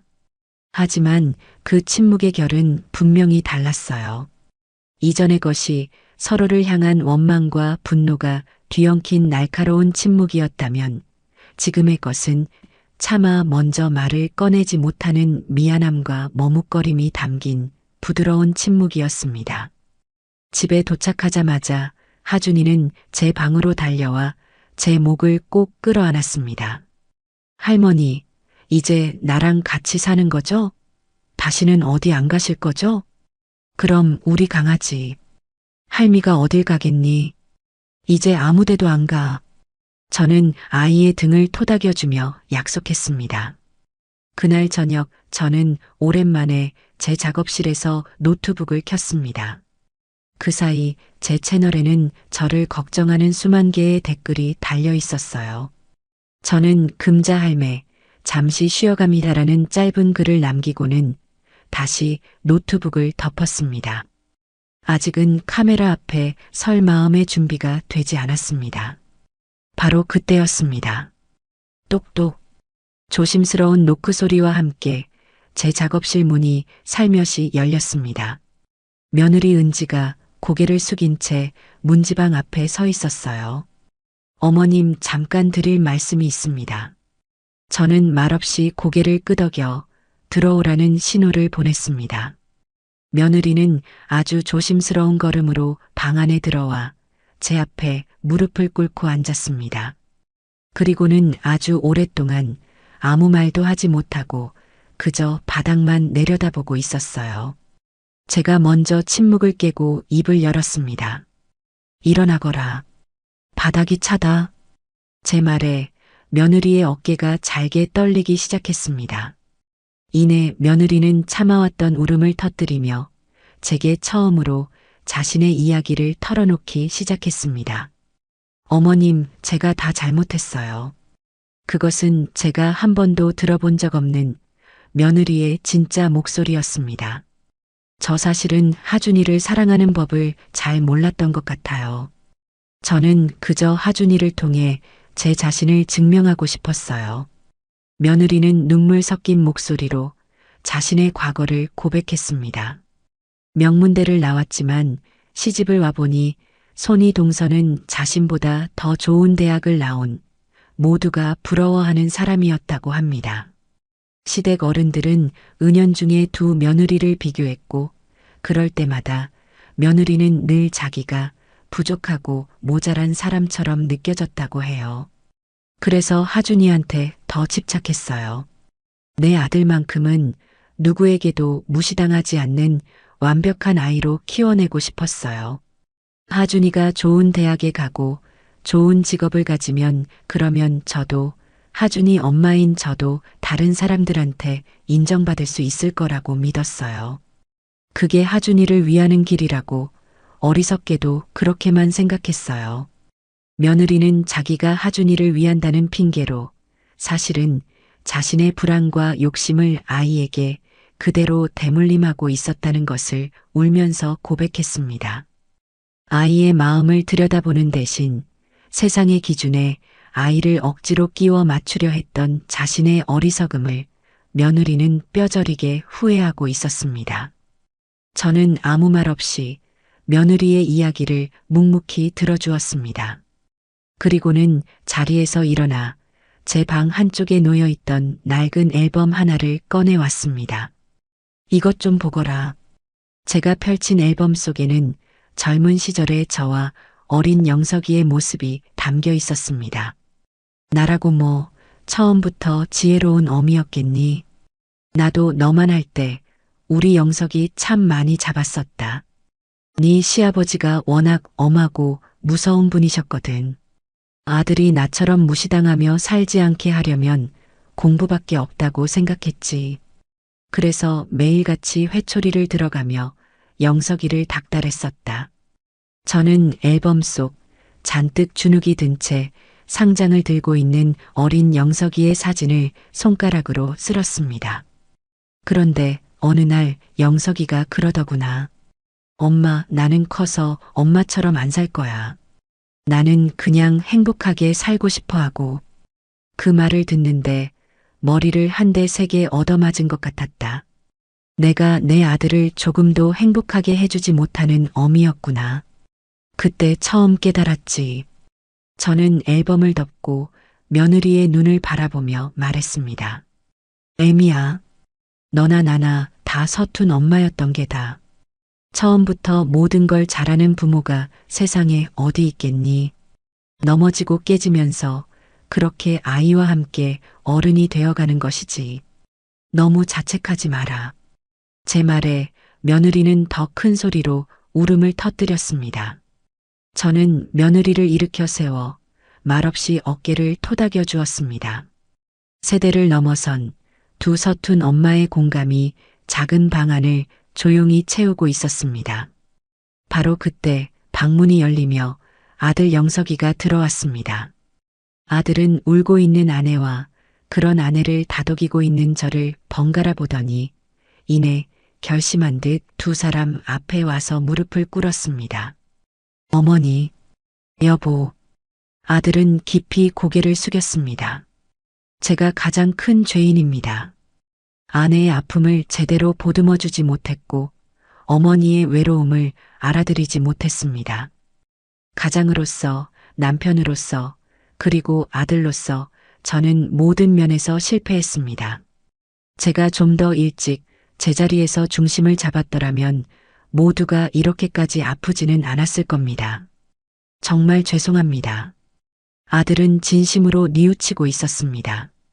방관자로서 자신의 책임을 통감하고 있었어요. 그리고는 고개를 들어 며느리의 손과 제 손을 함께 잡았습니다. 이제부터라도 제가 제대로 된 남편이자 아들이 되겠습니다. 제가 두 사람 사이에서 그리고 우리 가정을 지키는 든든한 기둥이 되겠습니다. 그러니 제발 저를 한 번만 용서해 주세요. 그 순간 저는 비로소 깨달았습니다. 길고 길었던 우리 가족의 아픔이 드디어 끝을 향해 가고 있다는 것을. 무너졌던 우리 집의 기둥이 이제야 비로소 다시 세워지고 있었습니다. 그날 이후 우리 집에는 아주 조심스럽고도 낯선 평화가 찾아왔습니다. 그것은 마치 큰 수술을 마친 환자가 조심스럽게 첫걸음을 떼는 것과도 같은 위태롭지만 소중한 평화였어요. 아들 영석이는 정말로 변하기 시작했습니다. 예전처럼 퇴근 후 소파에 쓰러져 TV 채널만 돌리는 대신 현관에 들어서자마자 제 방과 하준이 방을 먼저 기웃거리며 인사를 건넸습니다. 굳이 말을 걸지 않아도 그 작은 행동 하나에 저를 그리고 이 가정을 살피려는 아들의 마음이 담겨 있다는 것을 느낄 수 있었지요. 며느리 은지 역시 더 이상 하준이를 닥달하거나 남과 비교하지 않았습니다. 대신 아이가 학교에서 가져온 어설픈 그림 한 장에도 진심으로 감탄해 주었고 아이의 시시콜콜한 수다에도 끝까지 귀를 기울여주는 진짜 엄마가 되어갔습니다.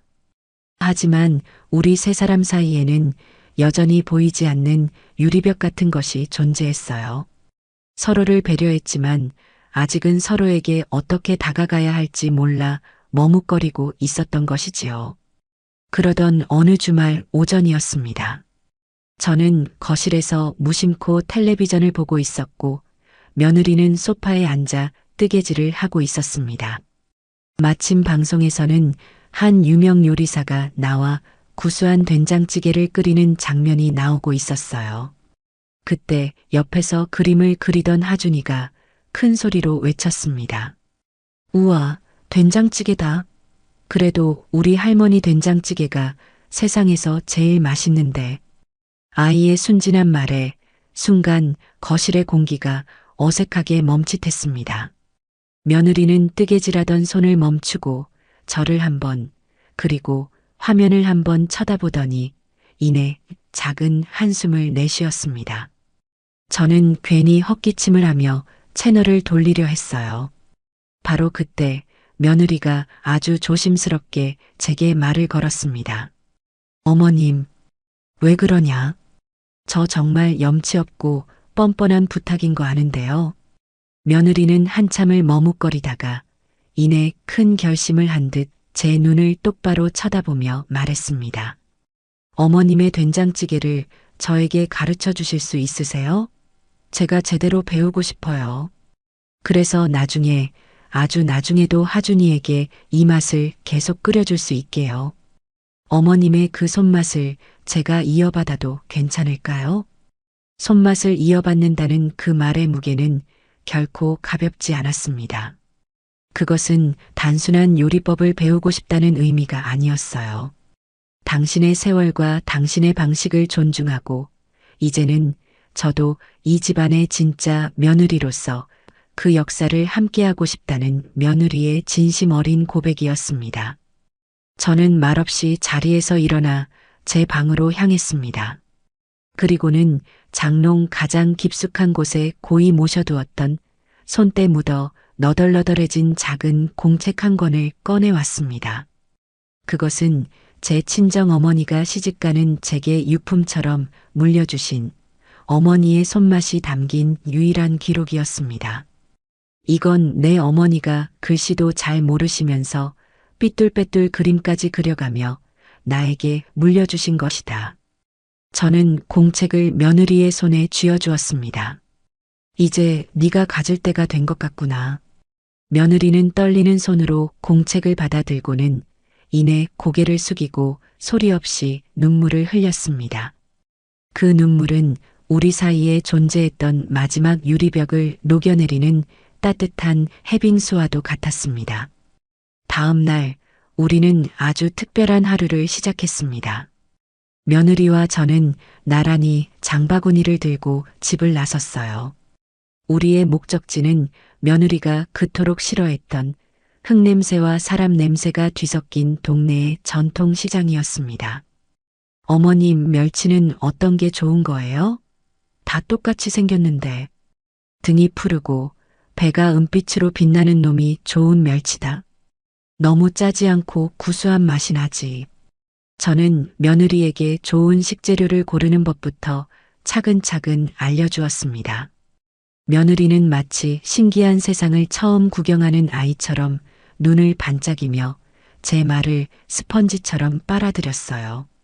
시장 상인들은 저희 두 사람이 손을 꼭 잡고 장을 보는 모습을 보며 저마다 한마디씩 덕담을 건넸습니다. 아이고, 금자할매. 며느님이랑 아주 그냥 보기 좋네. 두 사람 닮았어. 오늘 저녁은 뭘 그리 맛있게 해 드시려고? 찌개 끓일 거면 우리 집 두부가 최고야. 덤으로 좀 더 줄게.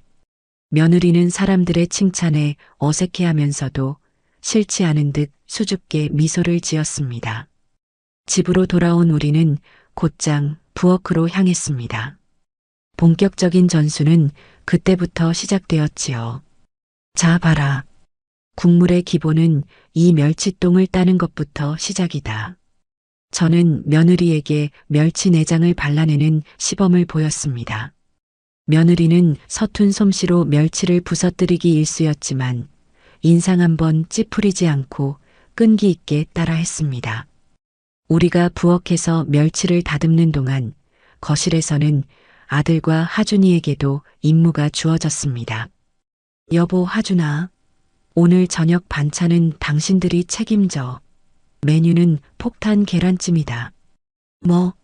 폭탄 계란찜? 그걸 내가 어떻게 만들어? 아들이 기겁을 하자 하준이가 아빠의 등을 두드리며 어른스럽게 말했습니다. 아빠, 걱정 마세요. 제가 있잖아요. 유치원에서 요리 시간에 다 배웠어요. 부엌에서는 구수한 멸치 국물 냄새가, 거실에서는 고소한 계란 비린내가 진동을 했습니다. 서툴지만 웃음이 끊이지 않는 시간. 아들은 계란물을 맞추지 못해 쩔쩔맸고 며느리는 제게 된장의 농도를 물어가며 조심스럽게 찌개를 끓였습니다. 우리 집은 아주 오랜만에 사람 사는 집의 활기로 가득 찼습니다. 마침내 온 가족이 함께 만든 저녁 밥상이 차려졌습니다. 며느리가 끓인 된장찌개는 제 것보다 조금 짜고 투박했지만 그 속에는 세상 그 어떤 훌륭한 요리사의 음식과도 비교할 수 없는 깊은 맛이 담겨 있었습니다. 아들이 만든 계란찜은 조금 타긴 했지만 그 어떤 산의 진미보다도 특별하게 느껴졌어요. 와, 아빠, 엄마, 오늘 저녁 진짜 최고예요. 매일매일 이렇게 다 같이 요리하면 안 돼요? 하준이의 말에 우리 세 어른은 약속이라도 한 듯 서로를 마주보며 환하게 웃었습니다. 그날 저녁 저는 그 어느 때보다도 달게 밥을 먹었습니다. 저녁 식사를 마치고 온 가족이 거실에 둘러앉아 과일을 깎아 먹고 있을 때였습니다. 제가 조용히 입을 열었습니다. 나 이제 금자 할매의 밥상을 그만할란다. 제 말에 모두의 시선이 제게로 쏠렸습니다. 하준이가 가장 먼저 울상을 지으며 말했어요. 네, 안 돼요, 할머니. 왜요? 계속하면 안 돼요? 이제는 그만할 때가 된 것 같아서. 그래도 마지막 인사는 해야겠지. 저는 제 작업실을 한번 쳐다보았습니다. 그때 조용히 제 눈치를 살피던 며느리가 결심한 듯 말했습니다. 하준아, 할머니 뜻을 존중해 드려야지. 저 어머님, 그 마지막 영상 저희가 함께 출연해도 될까요? 어찌 보면 저희 때문에 시작된 채널이니까 마무리도 저희가 함께하는 게 도리인 것 같아요. 아들 영석이도 며느리의 말에 고개를 끄덕였습니다. 은지 말이 맞아, 엄마. 저희도 함께 인사드리고 싶어요. 그렇게 우리 가족의 마지막 영상 촬영이 시작되었습니다. 제 작은 작업실이 아닌 온 가족이 함께 있는 거실 소파에 나란히 앉아 카메라 앞에 섰습니다. 처음에는 모두가 어색해서 웃음만 터뜨렸지만 이내 서로의 손을 꼭 잡고 진심을 담아 이야기를 시작했습니다. 제가 먼저 그동안 저를 사랑해 주신 구독자들에게 감사의 인사를 전했습니다. 그리고 며느리가 제 옆에서 조심스럽게 입을 열었습니다. 안녕하세요. 금자 할매의 며느리입니다. 그동안 저희 어머님께 보내주신 따뜻한 사랑과 응원에 제가 대신 감사하다는 말씀을 드리고 싶습니다. 부족한 며느리 때문에 마음고생 많으셨던 저희 어머님. 앞으로는 제가 더 잘 모시겠습니다. 며느리의 눈에 눈물이 그렁그렁 맺혔습니다. 아들 영석이가 그런 아내의 어깨를 감싸 안으며 말했습니다. 저 역시 그동안 못난 아들이었습니다. 늦었지만 이제부터라도 좋은 남편이자 든든한 아들이 되어 저희 가정을 행복하게 지켜나가겠습니다. 지켜봐 주십시오. 마지막으로 하준이가 카메라 앞에 불쑥 얼굴을 내밀고는 씩씩하게 외쳤습니다. 할머니, 할아버지들, 우리 할머니 사랑해 주셔서 정말 정말 감사합니다. 이제 우리 할머니는 제가 지켜드릴 거예요. 사랑해요. 촬영을 마치고 우리는 다 함께 업로드 버튼을 눌렀습니다. 그리고 그날 밤 저는 제 작업실로 들어가 지난 몇 달간 제 무기이자 분신이었던 카메라를 깨끗하게 닦아 처음 들어있던 상자 안에 다시 넣었습니다. 노트북에 전원을 끄고 조명 플러그도 뽑았습니다. 제 길고 길었던 전쟁은 그렇게 완전히 끝이 났습니다. 제가 상자를 들고 방을 나서려는데 문 앞에 온 가족이 저를 기다리고 있었습니다. 아들 녀석이 텅 빈 제 작업실을 보며 물었습니다. 어머니, 이제 이 방은 뭐 하시게요? 텅 비었는데 허전하시겠어요. 저는 웃으며 대답했습니다. 글쎄다. 이제부터는 우리 하준이 미술 교실을 열어볼까? 아니면 우리 은지 특급 요리 교실을 열어줘도 좋고. 제 말에 며느리가 환하게 웃으며 제 팔짱을 꼈습니다. 제가 어머님 제1호 수제자잖아요. 앞으로 열심히 배워서 어머님 손맛 꼭 물려받을게요. 그래, 우리 강아지 그림도 가르쳐주고. 하준이가 제 다른 쪽 팔에 매달렸습니다. 저는 제 양옆을 든든하게 채운 제 가족들을 바라보았습니다. 우리는 더 이상 카메라 렌즈를 통해서가 아니라 서로의 눈을 직접 마주보며 웃고 있었습니다. 저는 제 손으로 작업실 문을 닫았습니다. 한 시대의 막이 내렸지만 조금도 아쉽거나 허전하지 않았습니다. 진짜 제 삶은 바로 이 문 밖에서 사랑하는 가족들과 함께 이제 막 다시 시작되고 있었으니까요.